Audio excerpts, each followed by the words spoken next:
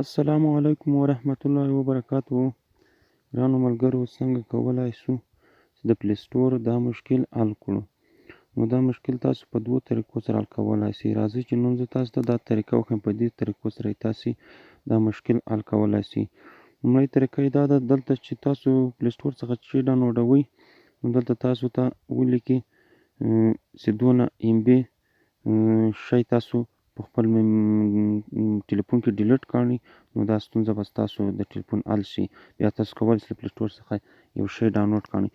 نو ماته یې دلته راوړي دي 129 MB اپلیکیشن، وایي تاسو ډیلیټ کړئ چې 129 MB وي.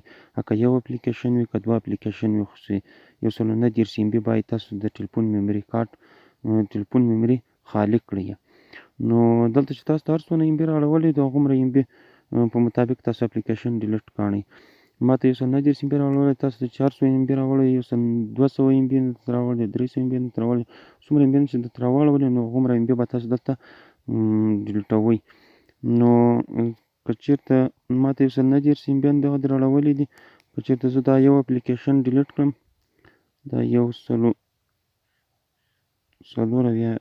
MB چې دی دا اپلیکیشن، نو که زه دا چېرته دا یو اپلیکیشن ډیلیټ کړم، نو زما د پلی سټور دا ستونزه به حل شي. نو تاسو هم په دې طریقه سره تاسو هم کولی شئ چې د پلی سټور دا ستونزه حل کړئ، چې که یو اپلیکیشن و که دوه اپلیکیشنان و، خو چې څونه MB یې تاسو ته ښودلی وي هغومره MB به تاسو دلته ډیلیټوئ. نو دا یې لومړۍ طریقه وه. بله طریقه راځئ چې تاسو ته دویمه طریقه وښیم. نو دویمه طریقه یې دا ده چې تاسو به دلته راسئ، د ټلیفون دې سیټینګ باندې به کلیک وکړئ. دې سیټینګ باندې به کلیک وکړئ.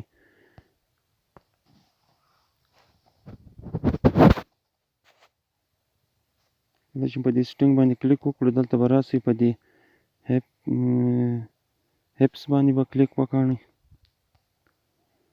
کله چې په دې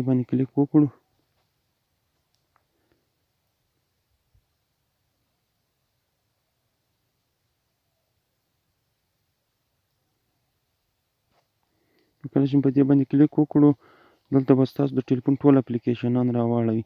نو دلته چې هر اپلیکیشن تاسو نوي نه کاروئ، او کوم اپلیکیشنان چې تاسو اوس مهال په ټلیفون کې نه کاروئ، بیا فالتو اپلیکیشنان، نو هغه اپلیکیشنان به تاسو دلته کلیر ډاټا کړئ. څومره MB چې تاسو هلته ښوولي، هماغومره MB به دلته تاسو کلیر ډاټا کړئ. که یو اپلیکیشن وي او که دوه اپلیکیشنان وي، که درې اپلیکیشنان وي، خو څونه MB چې تاسو ته هلته ښودلی وي، هماغومره MB به تاسو دلته هغه کوئ، کلیر ډاټا کوئ. هغومره MB اپلیکیشن به تاسو دلته کلیر ډاټا کوئ.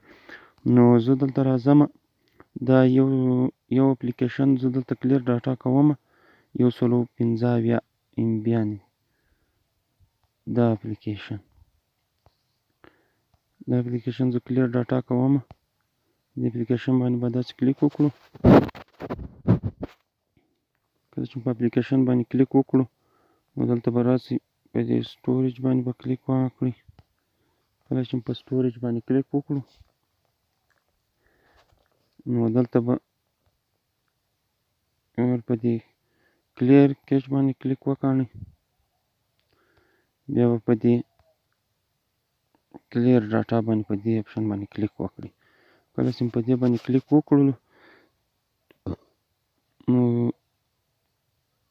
زموږ د اپلیکیشن فایل به کلیر ډاټا سي.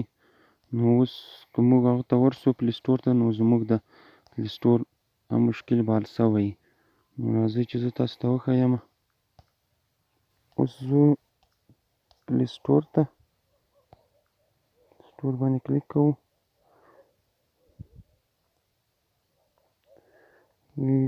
انتظار ورته کوو، انټرنیټ سلو دی. نو دا دی ګرانو ملګرو، تاسو وینئ چې زموږ د پلی سټور کوم مشکل چې و هغه حل سو.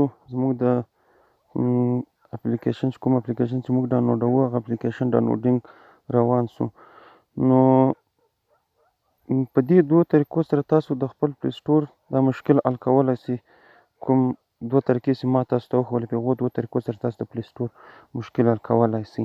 نو کوم چیرې ویډیو خوښه سوې ویډیو سره لایک کړئ، چینل سبسکرایب کړئ، په څنګ کې د ګنټۍ نښان هم ووهئ چې زموږ هره نوې ویډیو تر تاسو پورې په وخت در ورسیږي. د الله په امان.